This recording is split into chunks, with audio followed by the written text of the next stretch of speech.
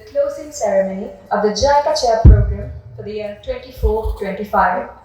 I am Parani Ranavira and this is Lavan Lakshman and we will be the host for today.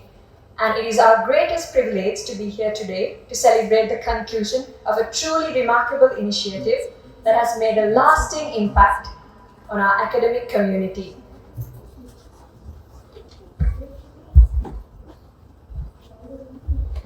The JICA Chair program stands a significant milestone in fostering educational collaboration and sharing Japan's modernization and development journey.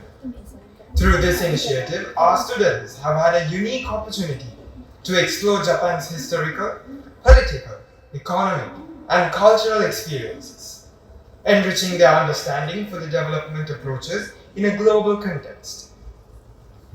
And this program has been instrumental in broadening our horizons, fostering a deeper understanding of development strategies and inspiring us to adopt global perspectives. And through these engaging lectures delivered by the esteemed research people from Japan, we have gained knowledge that serves as the foundation for both academic and personal growth.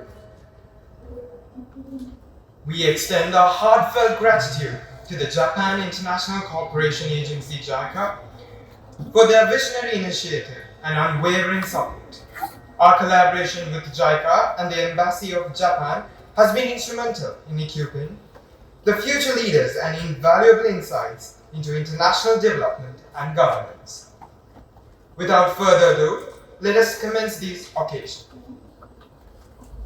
To initiate this occasion, please rise for the national anthem.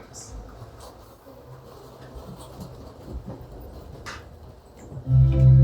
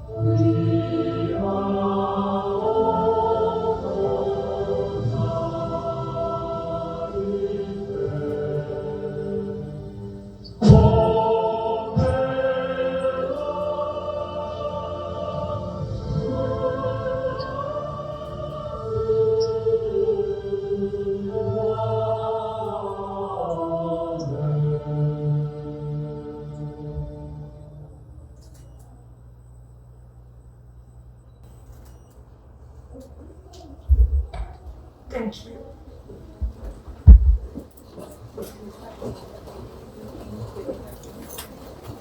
To begin with the proceedings, it is our honor to invite an inspiring leader who has been the driving force behind the success of the University of Colombo.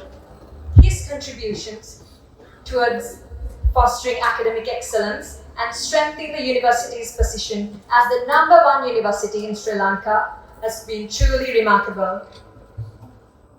Ladies and gentlemen, we are honored to invite Senior Professor Chair H.D. Karunaratne, the Vice Chancellor of the University of Colombo, to deliver the welcome address.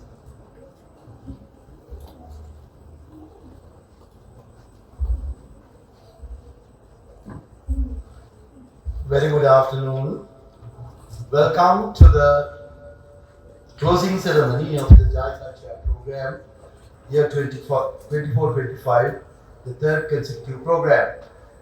I especially welcome Mr. Naoki Kamushita, Deputy Head of the Mission, Embassy of Japan to Sri Lanka, Mr. Tetsuya Yamada, Chief Representative of JICA Sri Lanka Office, and special welcome to representatives from the Embassy of Japan in Sri Lanka and JICA Sri Lanka Office. Deans Vidyajyoti Professor Vajra Disanaik, Dean of the Faculty of Medicine, Professor Ranjan Priyadasa, Dean of the Faculty of Technology, and Director International Office, Dr. Iroja Caldera, and all distinguished invitees, dear lecturers, and my dear students. It gives me great pleasure and honor to address you in this remarkable day because we are successfully completing the third JICA Chair Program 2025 today. JICA Chair Program, with the discussion and the support of Mr. Tetsuya Yamada, we launched in the year 2022, December 6th, starting with Dr. Tanaka Akihiko, President of the JICA, and Professor W.D. Lakshman. They delivered lecture on Japan after the World War II. Then in December, the same month, that we had lecture on modernization of Japan's administrative system. How efficient is the Japan's administrative system? What modernization has done? That lecture was delivered by Makihira Izuru, University of Tokyo, and Dr. J.N.N. Navaratna moderated the session.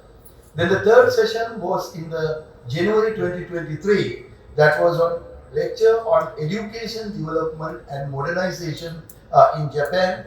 That was delivered by Nobuko Kayashima, the director of the JICA, and Dr. Sunil Jayanta Navaratna moderated and elaborated the Sri Lankan situation. At that time, he was the Director General of National Institute of Education. Then the fourth lecture was conducted on economic growth and development in Japan and lessons for Sri Lanka.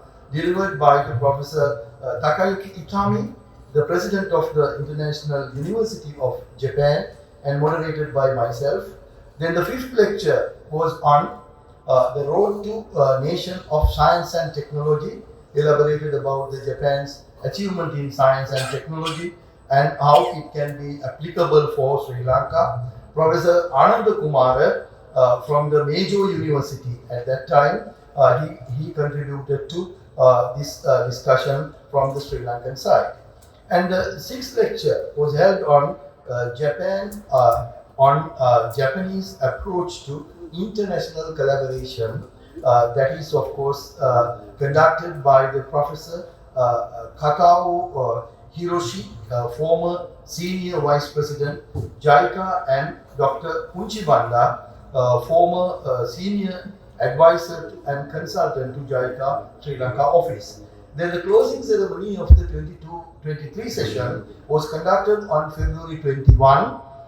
That program was held in the University of Colombo.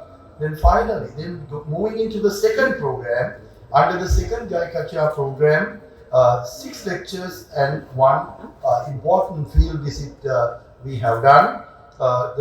First, we visited to the Colombo dockyard with over 200 students from the University of Colombo, realized that how the best Japanese investment firm in Sri Lanka and how they operate. So they were very happy about the visit to Colombo dockyard.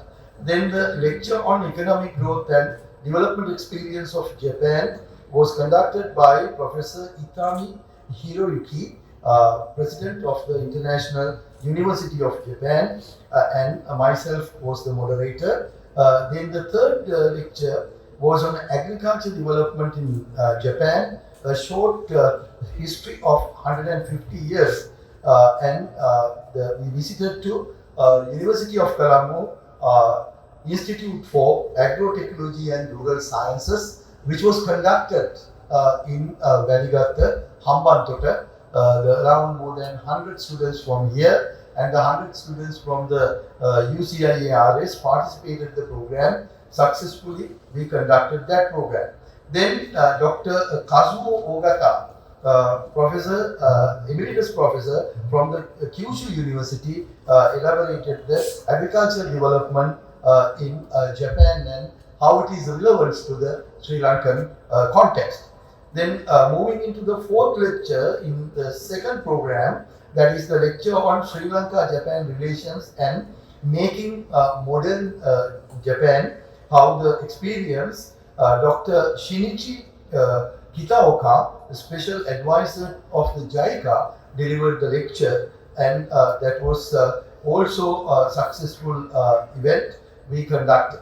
Then moving into the next lecture, it was the lecture on competitive law and the policy in Sri Lanka, because Sri Lanka has been discussing on the issues related to the competition law. There is no competition law even today, unlike the Japan.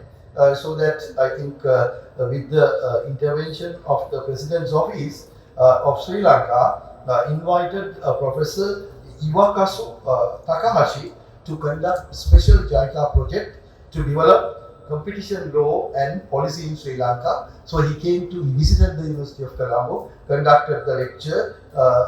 He was from the, I think, special JICA advisor. Then moving to the last 2 lectures of the 2023, that was of course, closing ceremony we conducted. The lecture on international relations under compound crisis, a Japanese perspective, was done by the current president of JICA, Dr. Akihiko Tanaka, in the University of Colombo. Moving into this year, the third consecutive year of the JICA Chair program, we were successfully conducted 7 lectures up to here, and we are expecting to visit Toyota Lanka hopefully in February 24th. We are nowadays planning the date. So 100 students from the University of Colombo got the opportunity to visit the Toyota Lanka and then experience the Toyota technology. So that this year, the initial lecture that was on the economic growth and Japanese management, which conducted on the August 28, and then the second was towards a green horizon, Japan's journey to the carbon neutrality, conducted by Japanese professor, and then moved into the third one, lecture on public debt in Sri Lanka and its implications for Sri Lankan context. Sorry, public debt in Japan and its implications to Sri Lanka, delivered by the Professor Masakusa Zomiya from the University of Nagoya University. Then exploring Japan's path to modernization, another special lecture we conducted this year, and then future of local communities in Anthropocene, conducted by the one of the professors from University of Tokyo via online. Then there was another lecture on agricultural development, lessons for Sri Lanka, that is Professor Kensuke Fukushi and Professor Kazuo Ogata. There has been a lecture conducted by Japan's extensive history of disaster preparedness. We know that we can learn a lot from the Japan regarding the disaster preparedness. So that was a very much successful lecture. The senior professor Guttila was from the University of Ruhuna, moderated that program. So these are the main activities we have done under this JICA Chair program. Nearly close to 3 million every year for 3 years, Japan allocated for that one. As we all are aware that there are many things to learn from Japan. Actually, Japan has invested much on the developing countries' development as well. Particularly, I should thank for investing on the Sri Lankan context. The Sri Lanka, currently we have about more than 400 PhD holders under the Japanese government scholarship holders. They went to Japan and earned the PhD and came back, including me. Because I have been the president of Japanese Graduate Alumni Association for 6 years, and even I think the largest university is the Peradeniya. Peradeniya has about 82 Japanese PhDs who earned the PhD under the Momosho scholarship, Japanese government scholarship. And of course, Ruhuna University has about 47 PhDs produced by the Japanese universities under the same scholarship. I can remember the Moratu had about 54 PhDs, particularly from University of Tokyo and Nagoya and all areas. And University of Colombo also currently have about 22 PhDs which are produced under the Japanese government scholarship. Not only that, JICA has done extensive investment on Sri Lanka, particularly the University of Colombo also. When the ICT was converted to School of Computing in the University of Colombo, that Professor Vidyajyoti V.K. Samaranayaka wrote a proposal to JICA, and together they provided a large amount of equipment and consultant from JICA. 2-3 years they have conducted the third country training programs in UCSC under that project. Not only that, you know, in Sri Javadapura Hospital, also donated by as a JICA grant. So this Sri Javadapura Hospital, we were lucky to have our faculty of nursing, and very recently, the last year, when the finance minister from Japan, he visited this nursing faculty, and I think there are several ways we can collaborate with the Japanese universities and Japan and the JICA further. And particularly what we can learn from Japan is the most important thing. As younger generation, I think you should be aware about the friendly country which has done excellent service to Sri Lanka. Particularly what can be learned from Japan? The number one is focus on education and human capital development. Japan invested huge amount of money on the education development and human resource development and skill development and the people are very talented, and particularly Sri Lanka also have to give more priority. They have been neglecting investing in education. That is number one. Number two, what we can learn from Japan in regards to the technology and innovations. As we all are aware that Japan always apply technologies. You know that in terms of Olympic per capita gold medals, the Japan is the highest per capita if you divide by the population, because they adopt so much technology on the sports development also. And another important thing we can get from Japan is promote export and international trade. Japan always thinking about how to win the global market, world market. So Japan has been exporting much, and once it was having the largest stock of foreign currency, like today China is having. So therefore, that Japan always promote exporting and international trade, where the Sri Lanka has been neglecting. The country can, if the country can exploit or take more advantage from other markets, then country can easily develop. Then the fourth one, the infrastructure development. Japan has invested huge amount of money on the infrastructure development. You may surprise, in 1950s, Japan has taken the World Bank grant, World Bank loans. Japan applied for World Bank loans to construct the bullet train in 1950s, so 1964. And the interesting thing that Japan took the multilateral organization loans in 1950s, but by 1970s, they paid all the loans to global context. But 1990s, when it comes to 1990s, Japan was the largest donor to the World Bank and the IMF. So this is a very interesting country for Sri Lanka, because we are trying to settle the debt restructuring. The best country in not the debt actually, the loan restructuring, Japan is the best. They took the loans, they paid the loans, and they became the largest loan donating country in 1990s. And therefore that, of course, infrastructure development, investing, even taking loans, and infrastructure development is very, very important thing Sri Lanka also should think about, particularly at the current stage.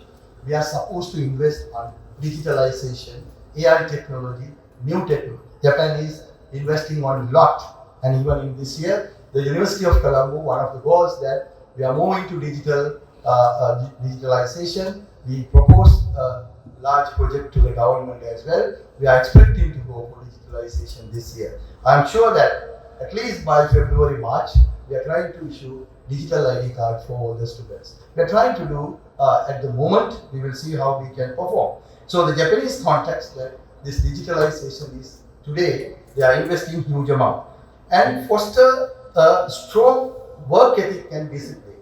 Japan, everyone appreciate because of their discipline. Discipline is the number one. Respect for others and always promoting their culture as well. Adhere to cultural values. This is one of the things Sri Lankan should take, I think, as the take-home things. The productivity and competitiveness in Japan came because of their commitment, dedication, and discipline. Commitment, dedication, and discipline. Then another important aspect where we can learn from Japan is the long-term vision and the strategic planning. That, of course, they had one plan in 1960s, which was called income doubling plan by the Prime Minister Ikeda at that time. But after that plan, what they introduced, what they show that their income was not double, it increased 4 times, 5 times. That's the important thing. So when you set a goal, that you have to go beyond the goal. So that has been proven in the Japanese development strategies and development planning. And another 2 aspects where we can learn from the Japan is collaboration and public-private partnerships. Universities are mainly conducting with the public-private partnership. All universities are charging money, no free education. In economics there is a saying that no free lunch in the world. So the people have to pay and study. Then the poor people can subsidize through the scholarships. And the largest number of scholarships are available in Japan for students. But everyone must pay otherwise, because the system should functioning. Otherwise, the taxpayers cannot subsidize all the time the education. So anyway, public-private partnership is essential thing for Sri Lankan universities. That is one of the goals in this year University of Colombo. We are trying to establish industrial advisory committee for each and every faculty from this year. The last one, of course, the common interest from Sri Lanka and Japan is the sustainable development. We all are aware that by 2030, we are supposed to achieve SDG goals, where particularly sustainability refers to the environmental development and, of course, business and economic aspects and the social aspects. All these aspects, the Japanese universities are working today. The Go Green is one of the slogans of many Japanese multilateral companies today. So if we are not concerning about environment, businesses or social inclusivity, it's very difficult to progress in the near future. So therefore I think the University of Colombo also consider this year as excellence in sustainability. So I hope that many universities in Japan also are concerned about environmental protection and the inclusivity, gender equity, like those. And for further elaboration, we would like to collaborate with the Japanese universities and the University of Colombo. So we are trying to collaborate much with the Japanese universities. We have invited a couple of Japanese lecturers to deliver lectures here. So every year that under the JICA chair program, minimum 6 lecturers came here and delivered the lectures, and around 100 students participated every program. Mostly closing ceremonies, sometimes more than 250 students participated. So that at least 300 students, 500 students benefited from this JICA chair program up to now. They have idea about what is Japan and how the Japanese development pattern, what we can learn from the Japanese development experience. Sorry that I have taken a little bit time than the 5 minutes allocated to me. I wish you all the very best, and I hope that we can proceed in next year as well, year 2025. We wish to collaborate with JICA and have the JICA chair program continuously in the University of Colombo in developing new dimensions. Thank you very much.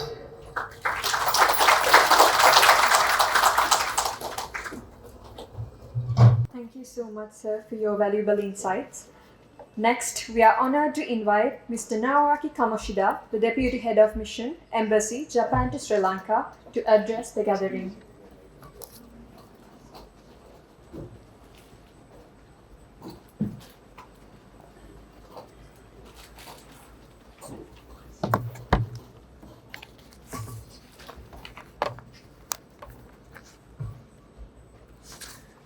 Senior Professor Etige Karnaratne, Vice Chancellor, University of Colombo, Dr. Iroja Caldera, Director of International Office, University of Colombo, Mr. Yamada Tetsuya, Chief Representative, JICA Sri Lanka Office, distinguished faculty members, distinguished guests, dear students, ladies and gentlemen. Ayubowan, Subah Devasak Weva, Wanakam, Assalamu alaikum, and very good afternoon. It is my great honor to be able to attend the closing ceremony today for the JICA Chair program at the University of Colombo. I am truly delighted to see so many promising young students who are expected to play a crucial role in shaping the future of Sri Lanka, participating in this JICA Chair program to learn from Japan's development experience. I'd like to express my heartfelt appreciation to Vice Chancellor Dr. Caldera and other esteemed faculty members and staff of the university, and everyone else who has made great dedication and efforts in making this program successful. And I also thank JICA for facilitating this knowledge sharing by connecting eminent Japanese lecturers with Sri Lankan students.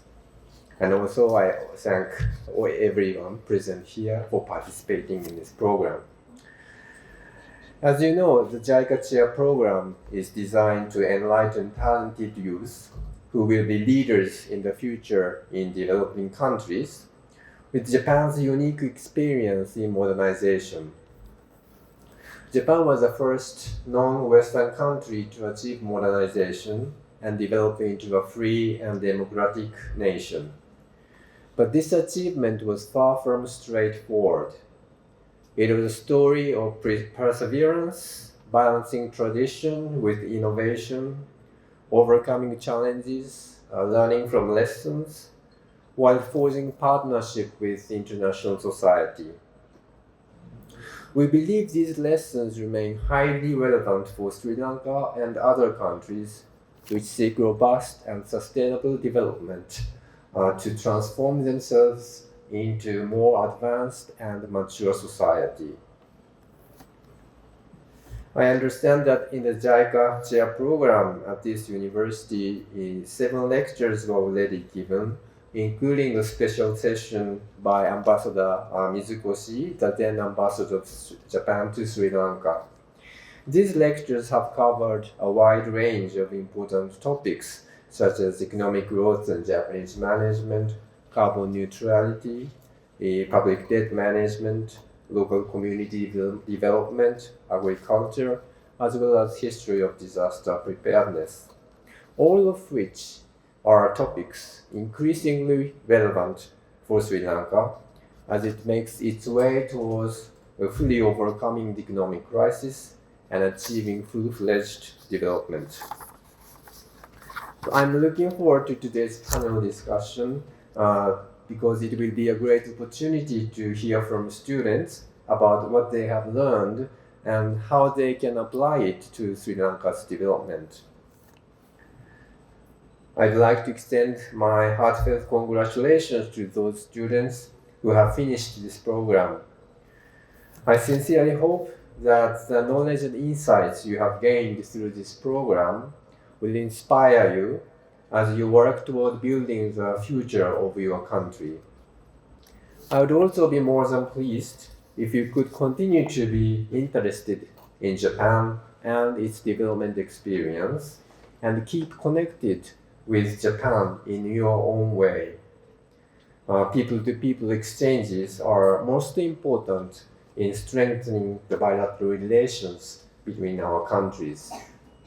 On our side, the government of Japan, together with JICA, remains steadfast in our commitment to supporting Sri Lanka's long-term sustainable development. In closing, I once again extend my sincere gratitude to everyone involved in this program, and I wish you all continued success in your future endeavors. Thank you for your kind attention. Mohammad Stuti, Mitcham Nandri.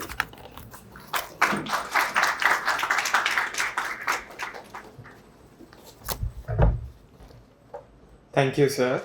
In appreciation for your humble presence here today, we have prepared a token of appreciation. And I invite Senior Professor Chair H.D. Karunaratne, the Vice Chancellor of University of Colombo, to hand over the token.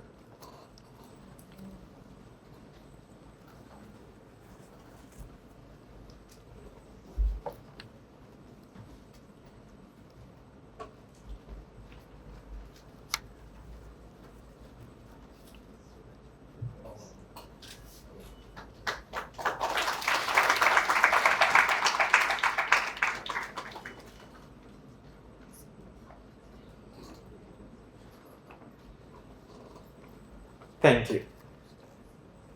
Next, we would like to cordially invite Mr. Tetsuya Yamada, the Chief Representative of JICA Sri Lanka office, to share his thoughts and insights with the gathering.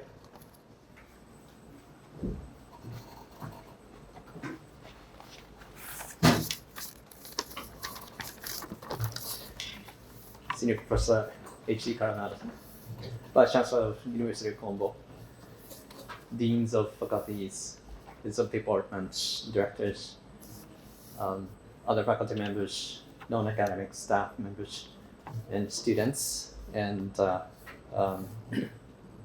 Deputy Head of the Mission, Embassy of Japan, Mr. Naoki Kamoshida, and his colleagues from Embassy of Japan, and our colleague from Jackson office.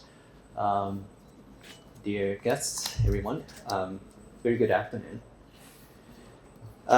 It is my utmost pleasure and privilege to be able to witness the closing session of JICA program 2024-2025.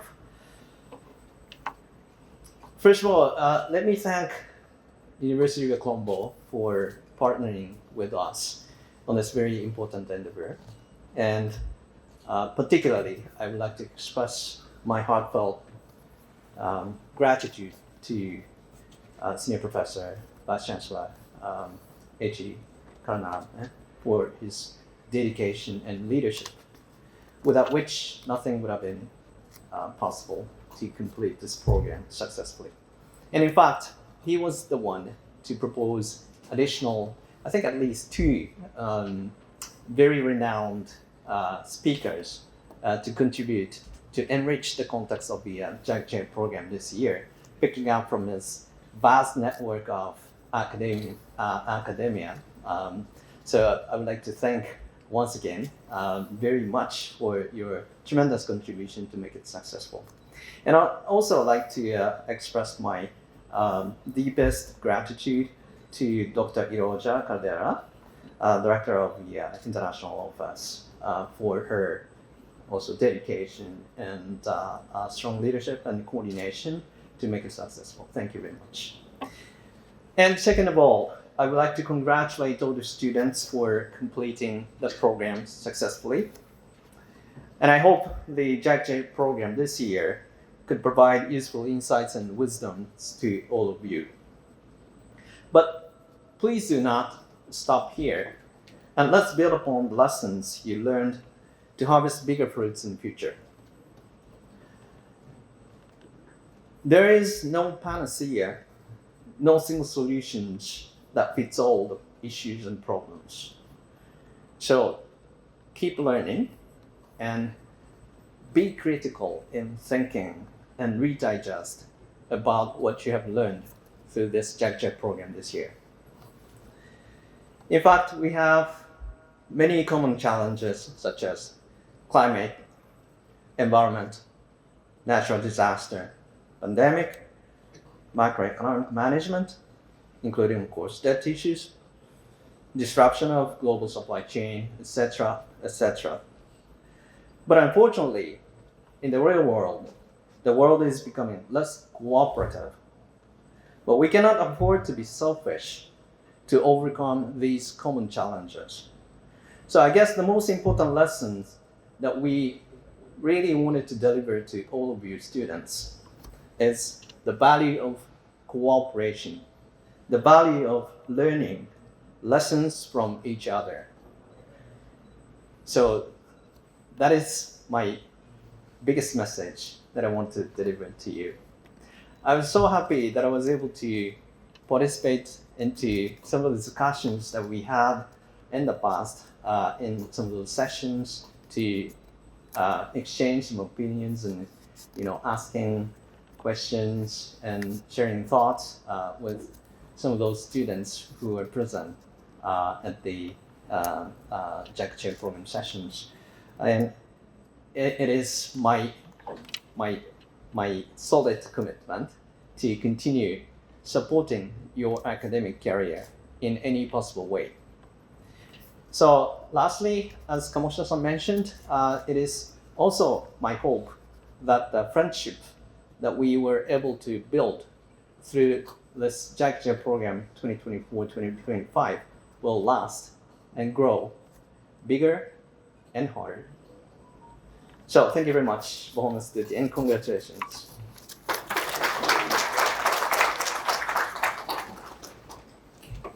Thank you, sir. We have prepared a small token of appreciation for you for gracing this occasion, and I cordially invite Senior Professor Chair H.D. Karunaratne, the Vice Chancellor of the University of Colombo, to hand over the token.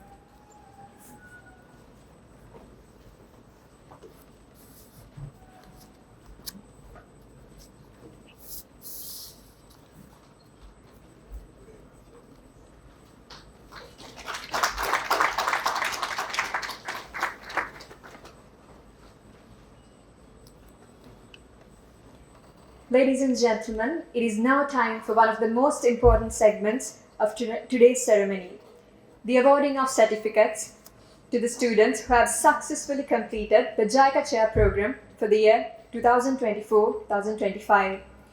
And we would like to kindly invite Mr. Naoaki Kamoshida, the Deputy Head of Mission, Embassy, Japan to Sri Lanka, accompanied by Senior Professor, Chair H.D. Karunaratna, the Vice Chancellor of University of Colombo, for the awarding of certificates.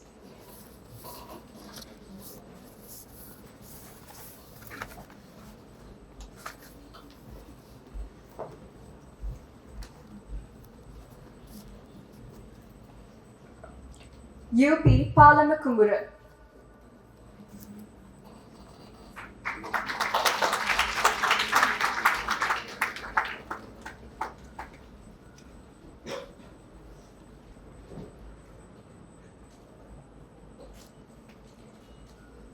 PMKK Mandirage.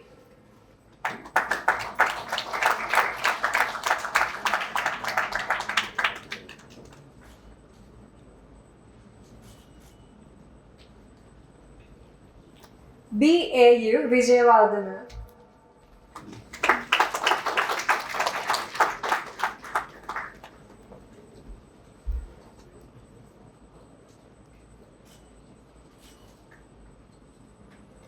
MGDP Deshanjaya.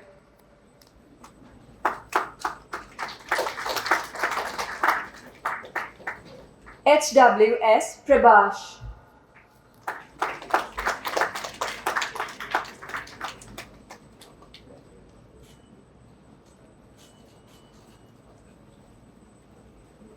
WMIVB Vanasurya.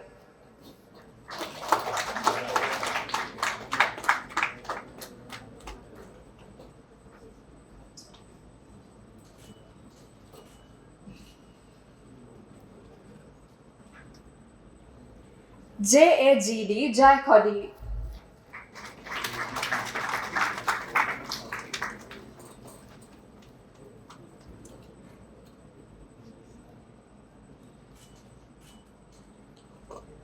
HDD Jayasekara.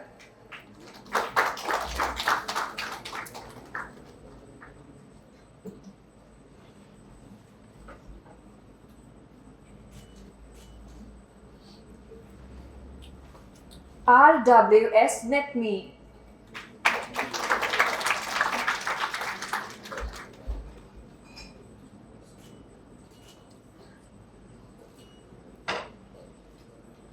TMHH Dilakshi.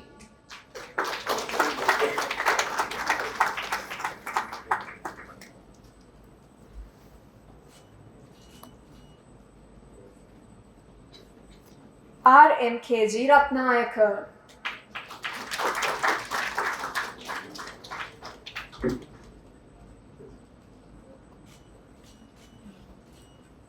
V. Lavanya.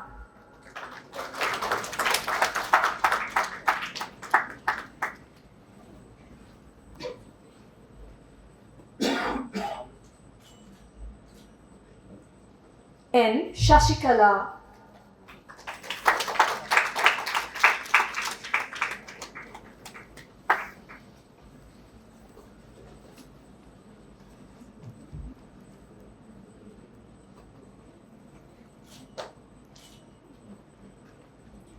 MVM Madhusankar.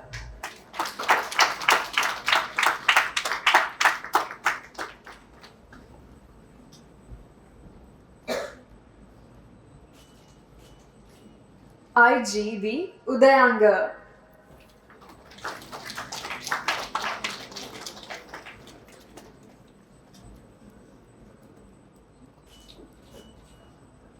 MJAOS Fernando. BMR Yasita.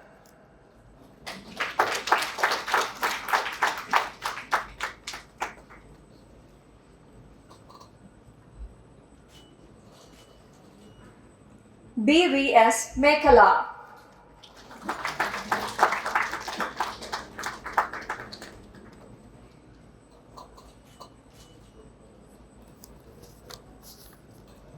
SMBP Manike.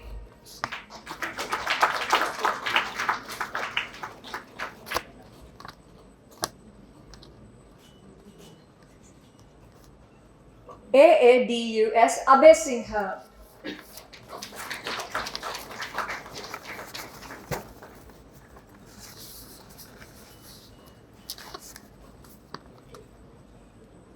YIB Amanugama.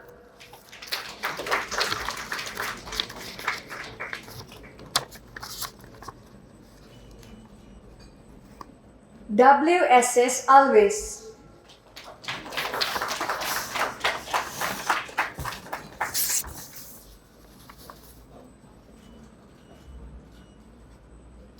LK Dinamitra. IA Samaranayaka.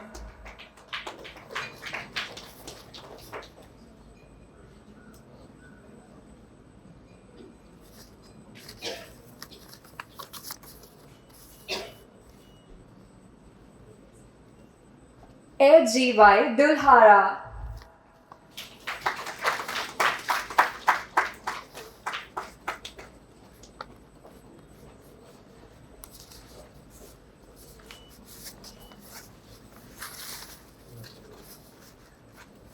We would like to thank Mr. Naoki Kamashida, the Deputy Head of Mission, Embassy of Japan to Sri Lanka, for assisting in the awarding of certificates. We would like to cordially invite Mr. Tetsuya Yamada, the Chief Representative of JICA Sri Lanka Office, for the awarding of certificates, and we cordially invite Senior Professor Chair H.D. Karunaratna, the Vice Chancellor of the University of Colombo, to accompany. WMS Dulma.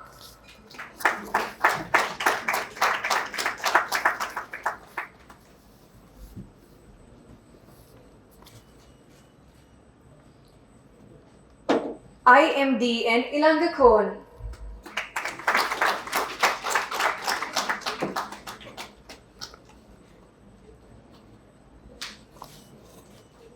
GA Devinder.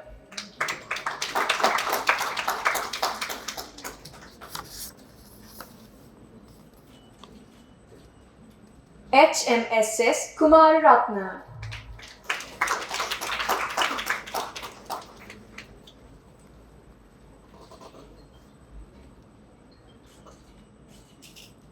MDD Dahamya.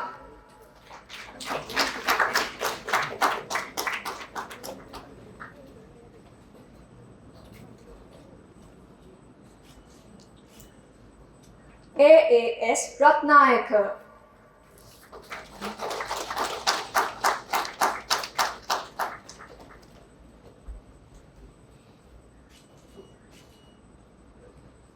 ATD Veerasingha.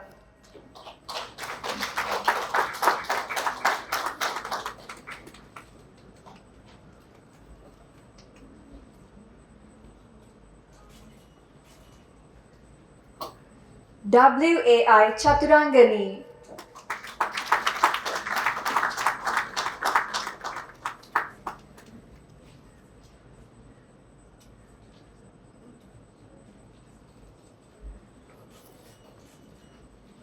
SDT and Somavira.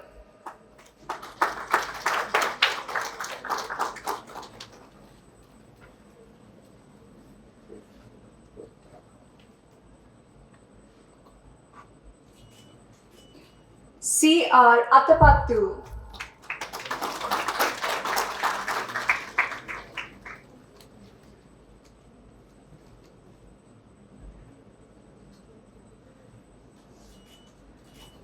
AC Rosairo.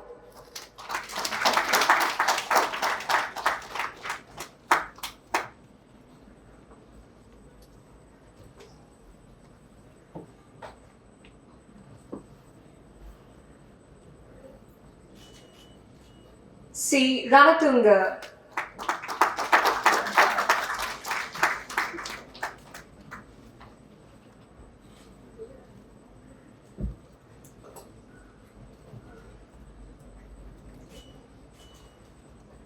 VTM Jafran.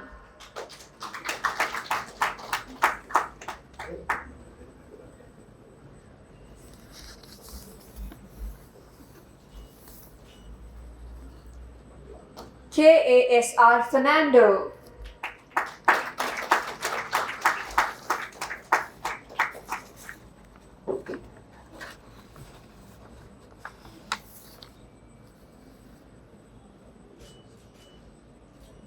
D. Jaivikrama.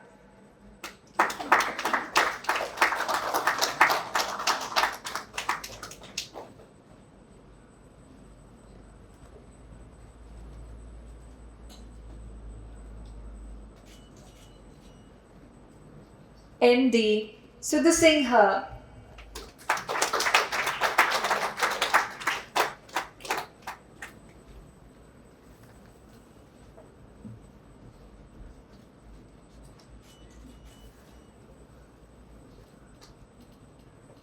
RPNI Ilangaratna.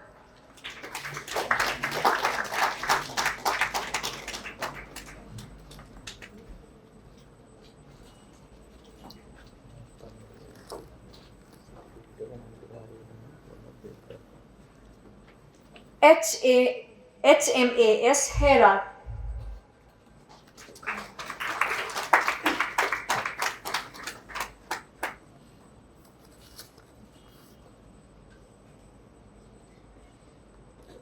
RDORS Disanayaka.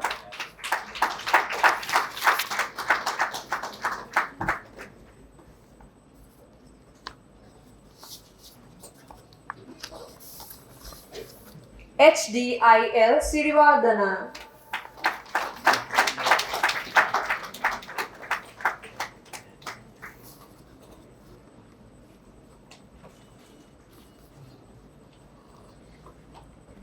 JDAB Megahalanda.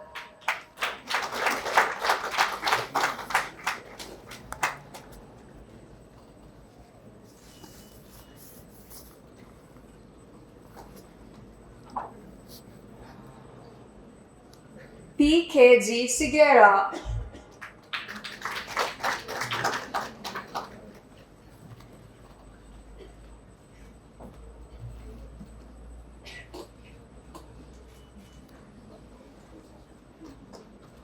TMKD Premaratna.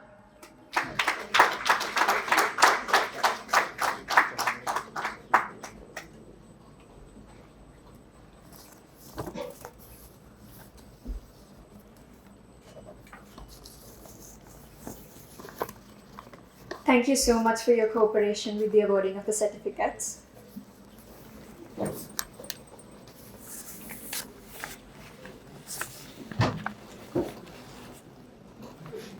Let us now immerse ourselves in a mesmerizing performance by our very own undergraduate students of the Dancing Circle of the University of Colombo.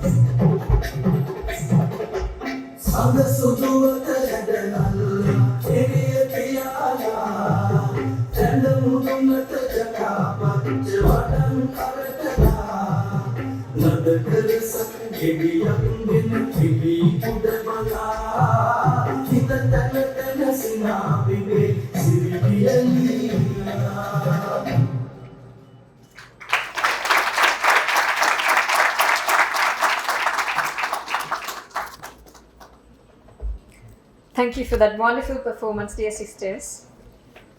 We will now transition to an informative panel discussion with the students that were part of the JICA Chair program for the year 2024-25. And we would like to invite the student representative, Udani Jaila, to moderate this discussion. Good afternoon, everyone, distinguished guests, and the respected audience. Here we commence the panel discussion for today. I warmly welcome our three panelists, Menuka Vijay, then Amasha Fernando, and Hasanki Kasturiarachi.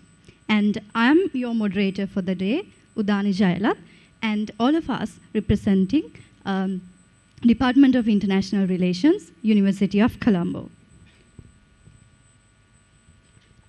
First, I would like to turn to your side, Menuka. When you talk about agriculture, Sri Lanka and Japan has shared almost a legacy.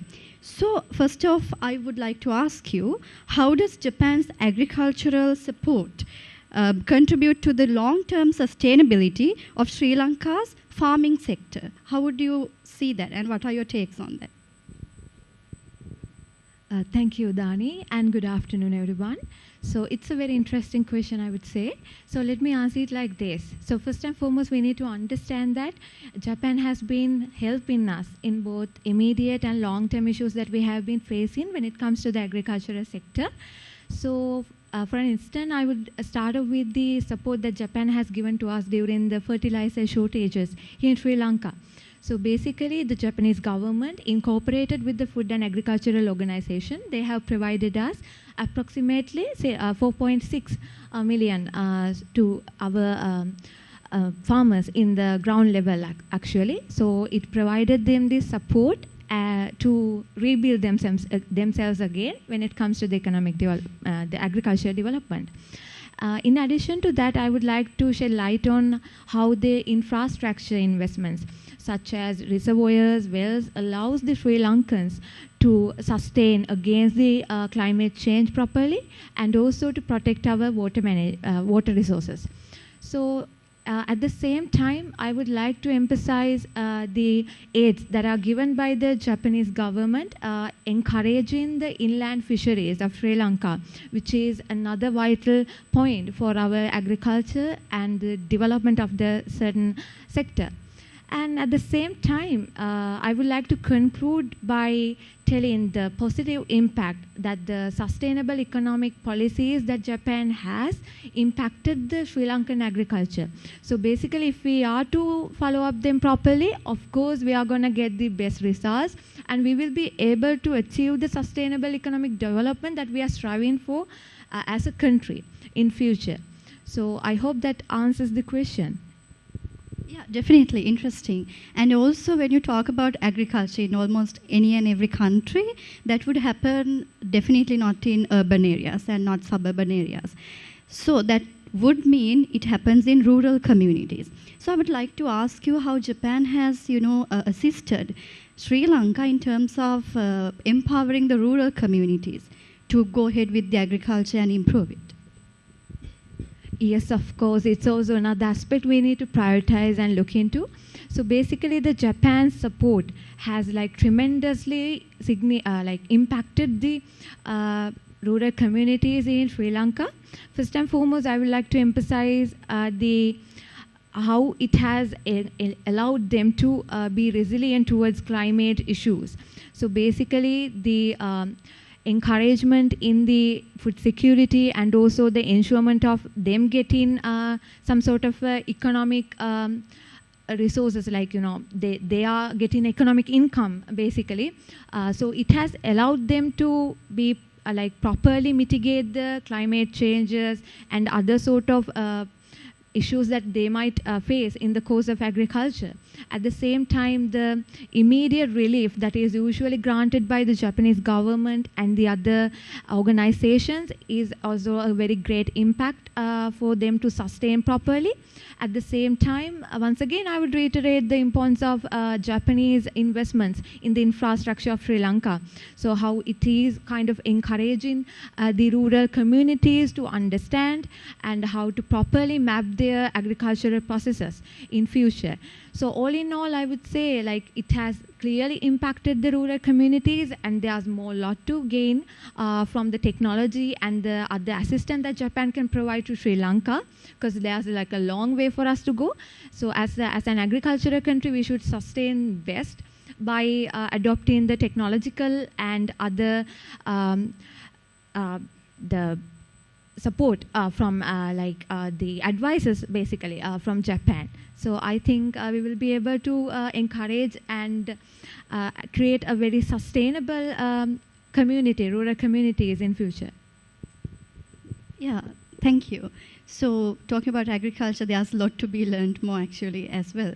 So not only agriculture, when you talk about Japan-Sri Lanka relations, disaster management is something very important since recent years. So Amasha, I would like to ask you, how has Japan's assistance developed the sector of disaster management in Sri Lanka, and what are the lessons we can learn from how they have been assisting us? What are your takes and ideas on that? Yeah. So I guess it's a most important sector. It's a pinnacle of Sri Lanka-Japan relations, if I am to say. So it's a definition of diplomacy in disaster diplomacy. So to start off with, we would like to go back to the 2004 tsunami, where Japanese government and the Japanese aid reached the grassroots levels of Sri Lanka and developed the hospitals, the needed infrastructure facilities in Sri Lanka and schools, and starting off with practical examples such as the Kaluthara Bridgeway, which was completely devastated and were in pieces, was developed with the aid of Japan to combat future catastrophes as well. And also, referring to the lessons, we can learn a lot from Japan with regard to early preparedness for disaster management.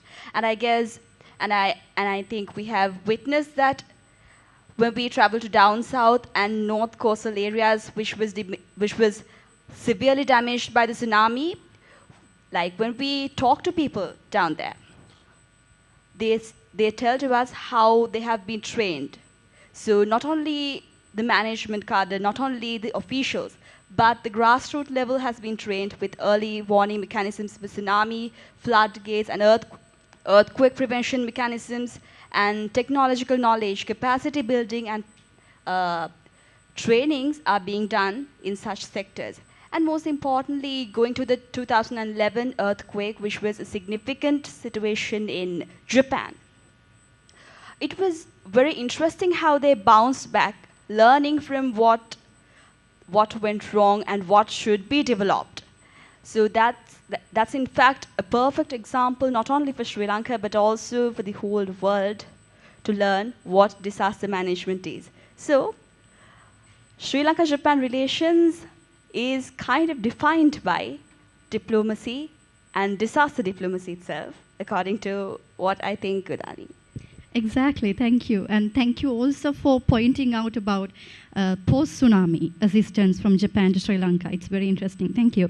So also, Amasha, how this Japan's development assistance and investments reshaped Sri Lanka's economic and social fabric. I want you to focus on post-independence era. What are your takes on that? Yeah. So looking back to Sri Lanka and Japan foreign policy back then, starting on from the J.R. Jayawardene era, and back then even, Sri Lanka and Japan were very close relatives. When it comes to catastrophes, challenges, we were always together. And to start off with that, in the areas of economy, so economic infrastructure, capacity building, so many training programs, training skilled workers in Sri Lanka was done, and not only stopping from that areas, academics. As our very own senior professor H.D. Karunaratne mentioned, 400 academics in Sri Lanka, proud PhD holders who were raised by Japan, I would like to say, were products of Japanese-Sri Lanka relationships. So, and then major projects such as the Colombo Dockyard, and then Toyota Lanka, which is a private organization, and how it is incorporating themselves in state-to-state relations, and also the Bandaranaike International Airport. And in the health sector, the Sri Jayawardene Hospital, which is a very interesting case study if we look at. And also moving on to cultural diplomacy, I think Japan is the most skillful manipulator of Joseph Nye's soft power, Udani. Exactly. Yeah. So looking back, we grew up with Oshin, and then I know my audience. They would like to remember the anime and manga Naruto, and also our very own gastro diplomacy such as sushi and many more food. And also we grew up with the Toyota Dreamcastle. So the dreams of Sri Lankan kids were evolved around the beautiful dreams of technology infrastructure. So that itself explains what cultural influence that Japan has created on Sri Lanka. Lovely, thank you. And it's very interesting that you pointed out how we grew up with Japan's culture here in Sri Lanka as well. Interesting. Thank you So, so much. as now we have talked about how in terms of agriculture and in terms of disaster management and economic and social fabric, now let's move to Hazanki. I would like to ask you about how Japan has assisted Sri Lanka in the field of education and technology. So my first question to you is, how Sri Lanka leverages the partnerships with Japanese institutions to enhance the technical cooperation and education in Sri Lanka. Yes, thank you so much for that question, Udani. So when we talk about the collaborations between Japan and Sri Lanka, so I think I can focus on few key points as we can like strengthen the exchange students programs, like we can send our Sri Lankan students to Japan so that so they can expose into new technology and they know what's happening there, and when they come back home we can have it implemented in Sri Lanka also. And the most important thing is, I think research and development programs we can implement in collaboration with Japanese institutions and maybe companies, so that we can find cutting-edge solutions for technical challenges in Sri Lanka. That's one of the important segment that I can see. And also, normally Japan is focusing more on practical learning more than theoretical learning. So, but if we get that concepts into Sri Lanka so that we can have more practical knowledge more than theory. So we can work on laboratories, so our students can work on laboratories, we can have the practical knowledge in what we are facing day-to-day life. So yeah, that's I think how we can collaborate and implement in Sri Lanka. Yeah. Exactly. Thank you, Hazanki. So also, as a follow-up question to what you just explained, I also want to ask you what type of lessons as a nation, as Sri Lanka, we can learn, and also we can incorporate into the strategic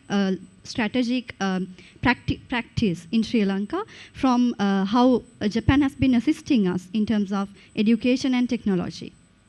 Well, Udani, I would like to take JICA chair program itself as a example. So in this session, throughout these sessions, we learn about disaster management and very several segments. So, and then we learn what Japan, people in Japan do, and we try to get it into our country and maybe individually or maybe as a whole. So yeah, and as I mentioned earlier, as Japan focus more on practical learning more than theory. So I think, what if we can have we have Japanese firms and also we can have a collaboration, and then we can have a proper understanding how it works out. And also I would like to showcase if I take an example of a Japanese school, so their students learn not only the stuff they have to learn, but also some social part, like they know how to remove their shoes properly, and how to face or how to do their day-to-day work in a proper and a clean way. So I think it's a very much good example that we have to learn from very grassroots level to up. Yeah, did I answer your question? Definitely, exactly. Thank you. So here's the end of our panel discussion. So we started off with Menuka. She was talking about how Japan has assisted Sri Lanka in terms of agriculture. Then Amasha was talking to us about how Japan's assistance has reshaped even Sri Lanka's in terms of disaster management and economic and social side of it. And then Hasangi talking to us about the technology and the education side. So thank you so much, dear panelists, Menuka, Amasha, and Hasanki again, and for your valuable insights. And I'm sure that audience enjoyed the panel discussion and learned, as the students, you learned something from it. So I also would like to mention that this panel discussion is a very tiny microscopic presentation of what Japan has done to Sri Lanka. It's a great deal, and this is just a tiny presentation of it. So so with that note, I would like to end the panel discussion today with hope that Sri Lanka-Japan friendship ameliorates and develops in future as well. Thank you, everyone.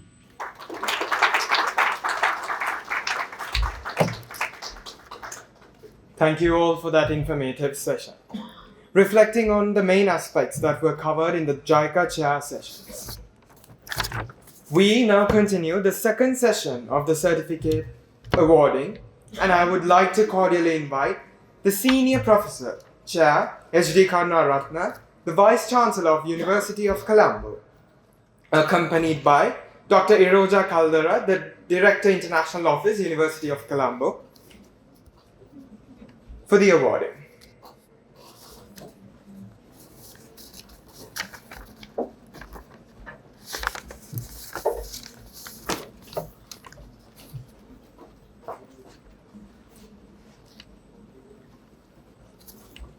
EAS ceremony.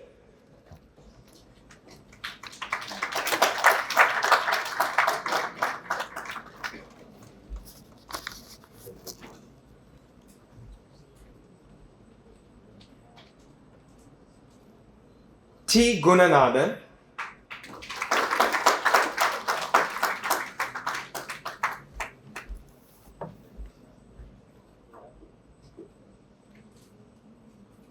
HPM Ranswara.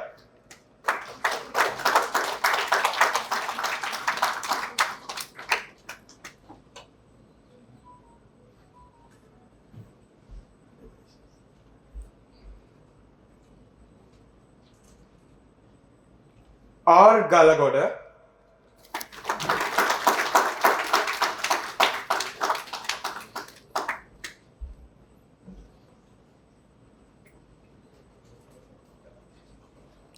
T. S. Mendes.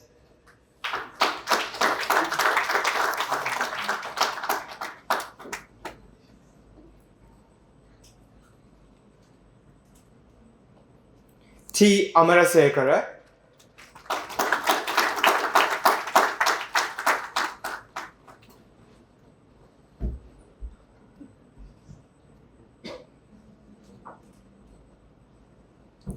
D.S.I.T. Dahanayaka,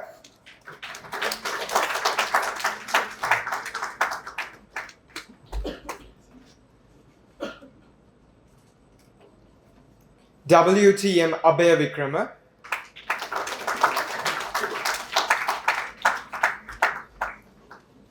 M.S.P. Kavinda,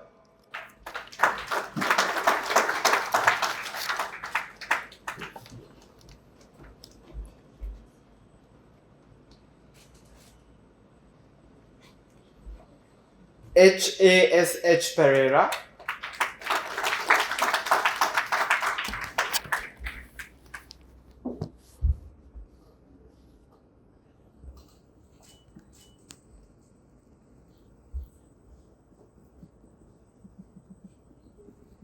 K.A.H.N. Lakmini,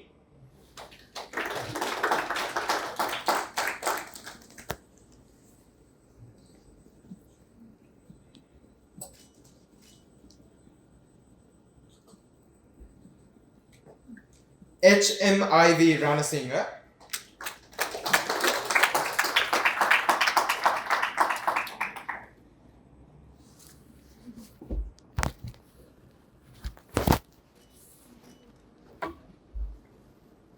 A.S. Kodigara,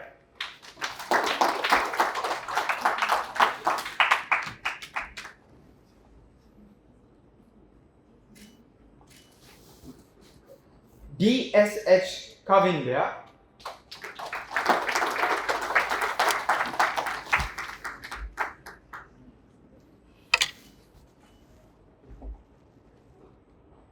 K.L.S.M. Dilhani,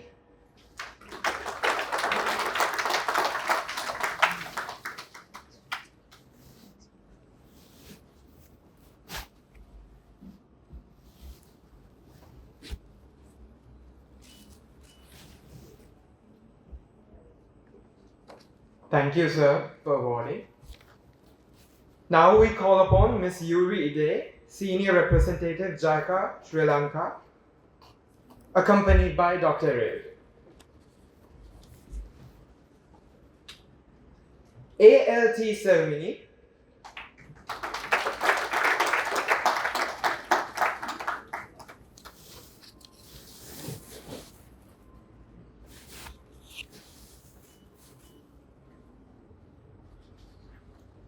R.S.J. Lokuge,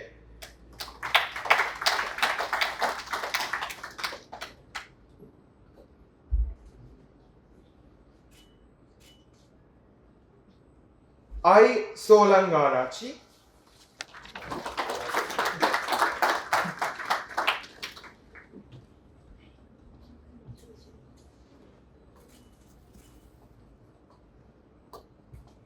H.W. Umeyangi,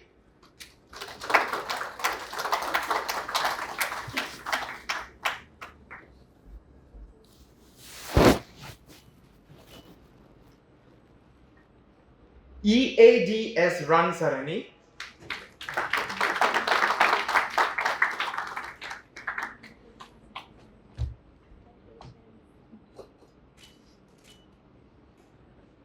P.A.R. Fernando,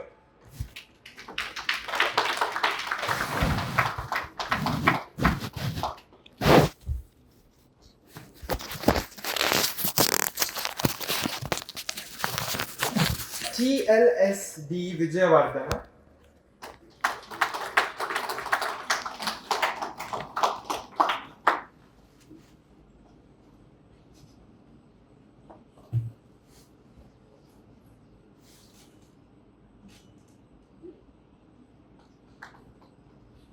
L.P.S.A.N. Dayananda,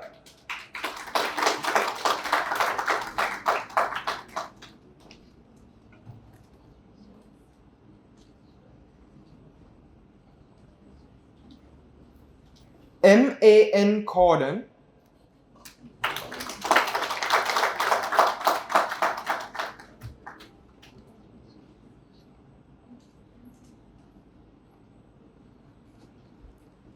UKR Nawoda,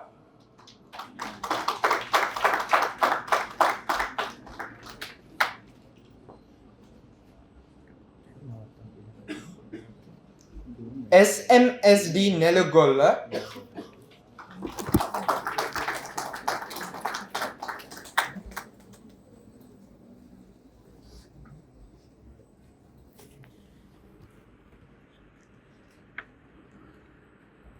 WPA Ishara,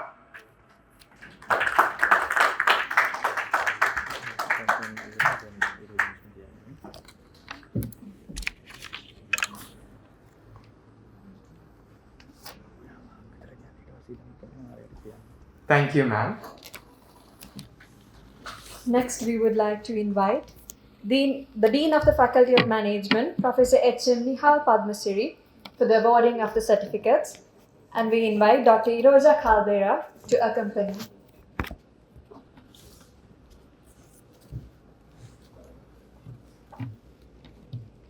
AAD Sangeeta.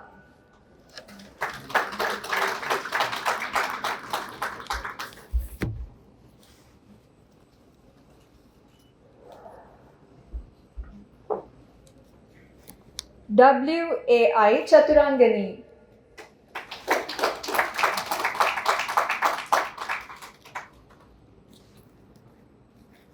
WLG Hasanti.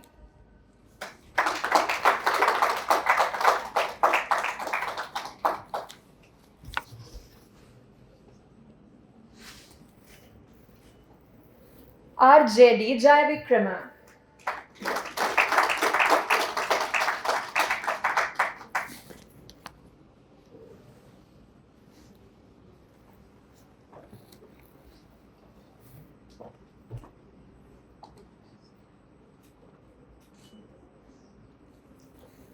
GKG SHN Sevandi.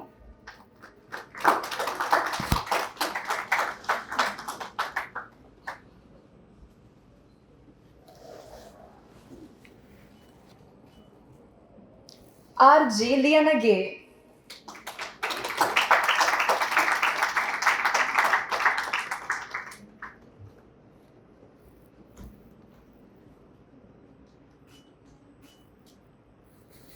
PAI Fernando.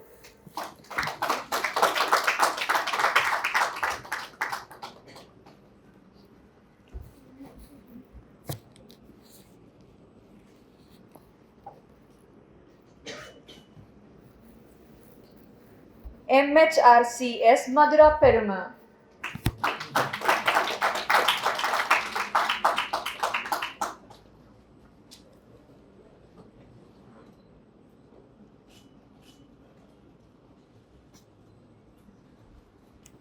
ASF Prisrina.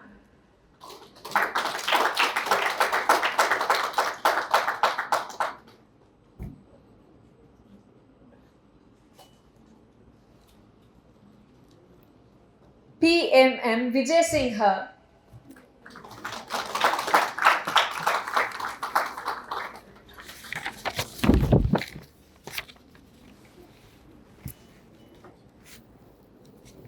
Thank you so much for your cooperation in the awarding of certificates.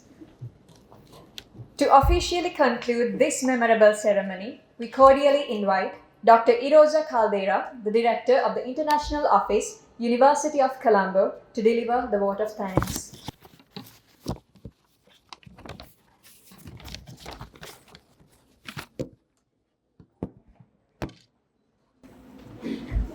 Thank you. Ayubowan and good afternoon. It is my pleasure to propose a vote of thanks at the closing ceremony of the JICA program for the year 2024-25. JICA, or the Japan International Cooperation Agency, and Sri Lanka have a rich history, with the first technical cooperation occurring far back in 1954. The mission of JICA focuses on quality growth, and the JICA program provides an opportunity to nurture young minds and thereby support the development processes. Held for the third consecutive year at the University of Colombo, The JICA Chair program this year included short, intensive lectures focusing on Japan's development experiences in diverse fields including agriculture, public debt management, carbon neutrality, technology, and disaster management. The objective of this program is to share Japan's unique and considerable experience of development, especially with the young leaders of tomorrow like our undergraduate students. We strongly believe our students have greatly benefited from the JICA Chair program over the past 3 years, and we do hope that this valuable program will be continued in the years to come. This program is possible due to the support provided by a large number of individuals, and I would like to take this opportunity to appreciate their hard work and their dedication. First and foremost, I would like to extend a heartfelt gratitude and appreciation most respectfully to those who joined us today. Mr. Naoaki Kamoshida, the Deputy Head of Mission, Embassy of Japan to Sri Lanka, for being with us here today and for providing an insightful address.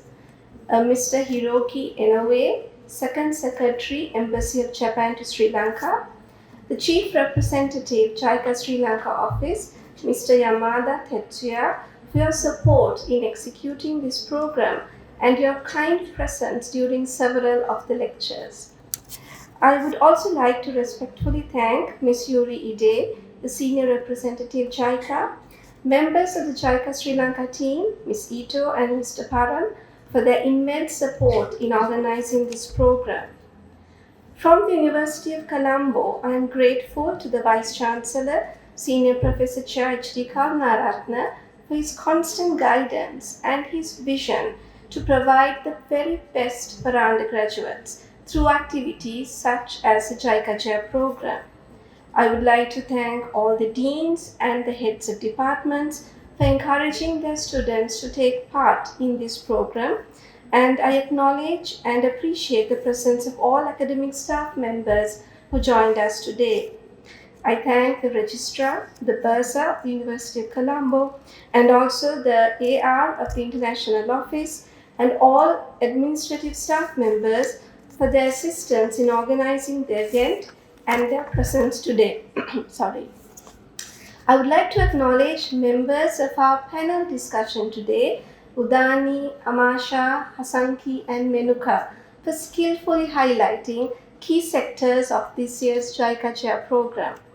I also appreciate the support given by Ms. Gaini from the Vice Chancellor's Office and Mr. Lion Chaturanga from the NOC, and also other NOC staff members for their assistance for the online component. I thank all members of FOSS Media and also the talented ladies of the dancing circle for their wonderful cultural item. Our compeers today, Parami and Lavan, thank you for an excellent job, and of course the students who were the backbone, I think, of this program.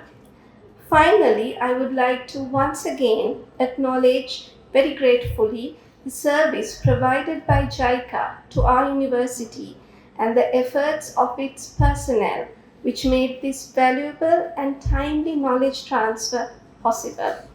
Thank you everyone for taking part in this program, including those of you who joined us online. I wish everyone a very pleasant evening. Thank you.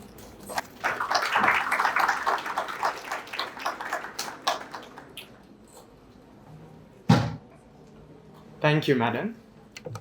With this, we have reached the end of today's ceremony, and we invite you to join us for refreshment. We invite you to join for a group photo session at the ground floor of this building. And after the group photo session, we request the students to remain back at the auditorium. Thank you.